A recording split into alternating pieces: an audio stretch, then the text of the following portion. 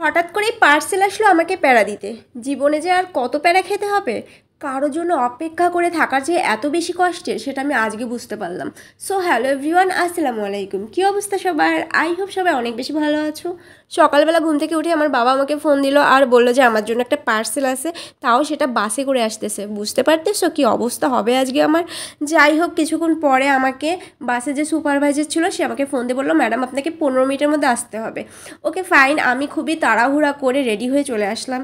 মানে এই কাঠপোড়া রোদে আমাকে বাড়ি এসে দাঁড়ায় থাকতে হচ্ছে বাসের জন্য অপেক্ষা করার জন্য। বুঝতেছো, বাসের জ্যামের জন্য বাস আটকে গেছে আর আমি এই তো এখানে দাঁড়িয়ে আছি। এত বেশি রোদ ছিল বাহিরে, কি বলবো, আমার মাথা একদম ঘুরতেছিল। যাই হোক, খুব তাড়াহুড়া করে আমি যেহেতু এসছি, ছাতাটা নিয়ে আসতে একদমই ভুলে গেছিলাম। এরপরে আমি একটা পিলারের নিচে একটু ছায়াযুক্ত স্থানে দাঁড়িয়ে থাকার চেষ্টা করছি। চারপাশের পরিবেশটা এত বেশি সুন্দর ছিল, এটা দেখে অনেকটা বেশি ভালো লাগছে। দেখতেই পাচ্ছ, পাশেই ছিল নদী, নদীর হাওয়া আসতেছিল অনেক, কিন্তু তারপরেও যেহেতু অনেক রোদ, যার জন্য একটু গরম লাগছিল। আর এখানে দেখতে পাচ্ছ অনেক বালি।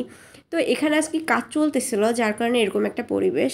আর আশেপাশ দিয়ে আমি শুধু বাসের জন্যই অপেক্ষা করতেছিলাম যে কখন আসবে। আমি কল দিয়েছিলাম বাসকে, তো বাস বললো যে তারা জ্যামে আটকে গিয়েছে, আরও সময় লাগবে। সো একা একা এতটা সময় আমার কি করে কাটবে বলো তো, আমার একদমই ভালো লাগছিল না। আমি চারপাশে খুঁজতেছিলাম এমন কিছু যাতে করে আমার সময়টা একটু কাটানো যায়। দেন আমি এই লতাটাকে পেলাম। জানো তো, এটার সাথে ছোটোবেলার অনেক স্মৃতি আছে। আমি ছোটোবেলায় এটা দিয়ে অনেক খেলাধুলা করতাম, এটা দিয়ে পিঠা বানাতাম। যাই হোক, তোমরা কি এই পাতাটাকে চেনো কিনা অবশ্যই কমেন্ট করে বলবে। আর এই পাতাটার নাম হলো কি জানি বলে, আমি না এখন একদমই মনে করতে পারতেছি না। যাই হোক, এটা কিন্তু খাওয়াও যায় সবজি হিসাবে, শাক হিসাবে এটাকে খাওয়া যায়। যাই হোক, এটা কিন্তু অনেক বেশি পুষ্টিগুণ। আমার না একদমই মনে পড়তেছে না পাতাটার নাম, আনফর্চুনেটলি। যাই হোক, দেখতে পারলে আমি কিভাবে এটাকে পিঠা বানাতাম ছোটোবেলায়। যাই হোক, অনেকটা সময় দাঁড়িয়ে থাকার পর আমার আর একদমই দাঁড়িয়ে থাকতে ভালো লাগছিল না। আমি এই যে দেখতে পাচ্ছ রেলিংটা, এখানে আমি বসেছিলাম। এখানে আমি অনেকটা সময় বসেছিলাম আর বাসের জন্য অপেক্ষা করতেছিলাম। ফাইনালি আমি আবারও কল দিচ্ছিলাম। আমি অনেকবার কল দিয়ে বাসওয়ালাকে ডিস্টার্ব করছি।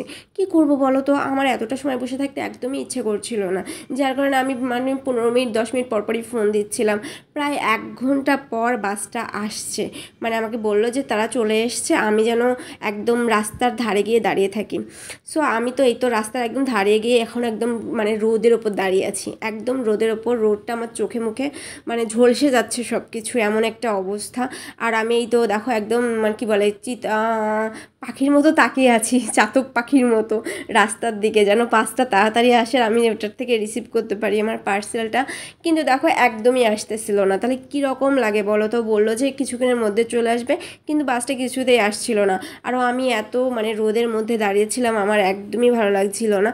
ফাইনালি বাসটা চলে আসলো, এই যে দেখতে পাচ্ছ দেশ ট্রাভেল, সেখানে আর কি আমার পার্সেলটা আসছে।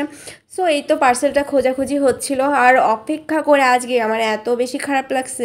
আমি জীবনে কখনো কারোর জন্য এতটা বেশি অপেক্ষা করিনি। যাই হোক, আজকের ভিডিওটা এখানেই শেষ করছি। খুবই বেশি টায়ার্ড লাগতেছে। নেক্সট ভিডিওতে দেখা হবে, সে পর্যন্ত সবাই অনেক বেশি ভালো থেকো।